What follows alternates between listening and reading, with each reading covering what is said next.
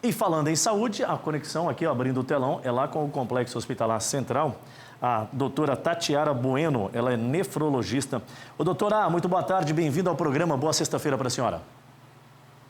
Obrigada, Dilson. Quero agradecer a oportunidade, mais uma vez, de estar aqui com vocês, da gente poder falar um pouquinho sobre a saúde dos rins. Isso, eu queria já começar falando sobre, diretamente ao foco aqui da nossa questão, que é a doença crônica renal. Quando que se intitula que ela está crônica? Enfim, especifica para nós qual é o tipo de problema que a gente enfrenta quando está passando por uma patologia como essa. Tá, a gente tem por definição dois termos, que é a doença renal crônica e a lesão renal aguda. Aguda é quando a gente tem uma alteração da função do rim em poucos dias, né, que altera, por exemplo, um quadro de diarreia importante, uma internação que acaba evoluindo com uma piora da função renal por causa de uso de antibióticos. Isso a gente considera uma lesão renal aguda e tem uma chance muito grande disso reverter.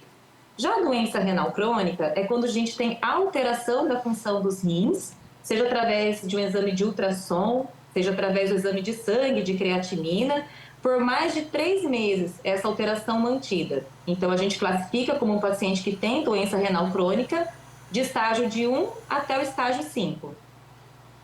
Perfeito. Como é que se manifesta essas doenças, doutora?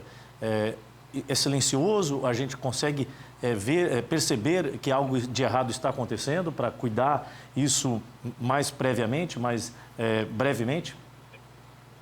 Uma excelente pergunta, Dilson, porque quando a gente fala de você fazer cuidados preventivos, a gente tem que entender que a doença renal crônica, ela é bem danada, porque nas fases iniciais, até fases moderadas da doença, a maioria das vezes ela é assintomática, não dá sintomas nenhum ou poucos sintomas.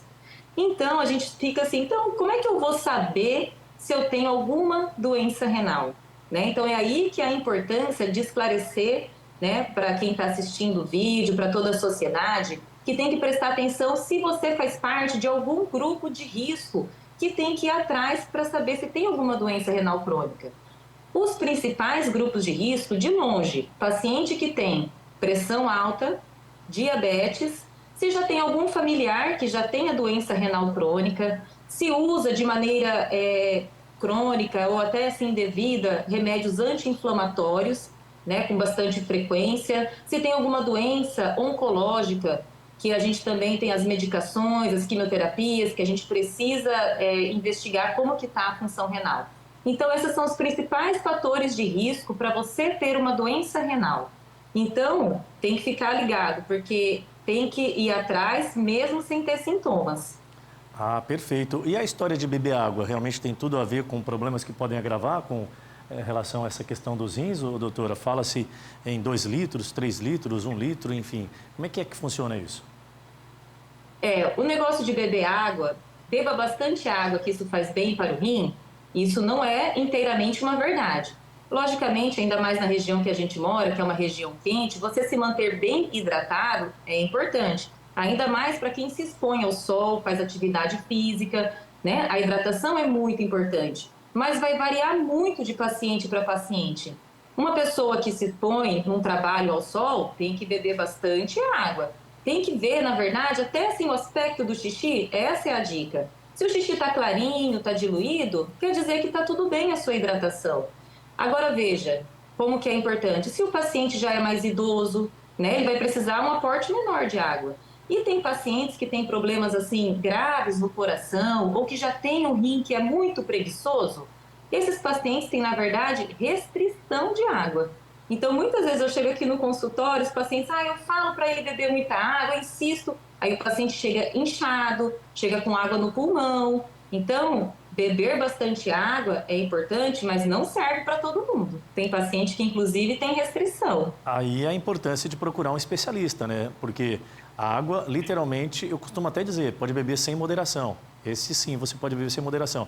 Mas, se você não tiver nenhum tipo de problema, né, doutora? Porque senão, aí a questão... Tem a ressalva, isso mesmo. Por isso que tem que, né, fazer aquele check-up e buscar diagnosticar isso preventivamente. Agora, sobre tratamentos, doutora, como é que a gente está hoje?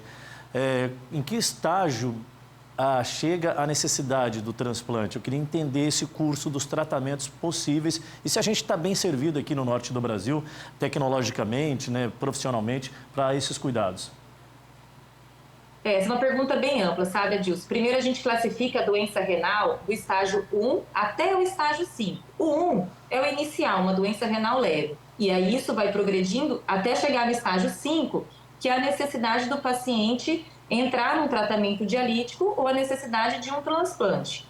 Essas evoluções, do 1 até o 5, que é por isso que é importante a gente diagnosticar a doença precoce, porque a maioria das vezes a gente consegue retardar a progressão da doença, né, até não precisar da diálise, mas tem que ter esse acompanhamento.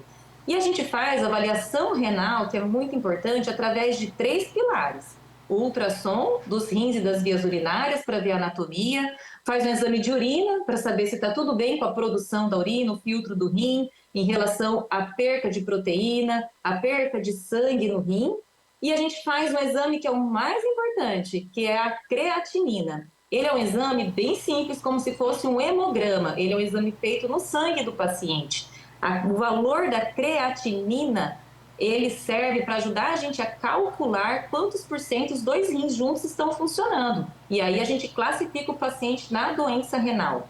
Então, o paciente, se a gente diagnostica o paciente nas fases precoces, a gente tem vários tipos de tratamento. Hoje em dia a gente tem medicações novas, excelentes, né, que relaciona cardiologia, endocrinologia, nós, né, nefrologistas, com a mesma medicação para ajudar o paciente em todos esses cenários, né, tentando retardar a progressão da doença.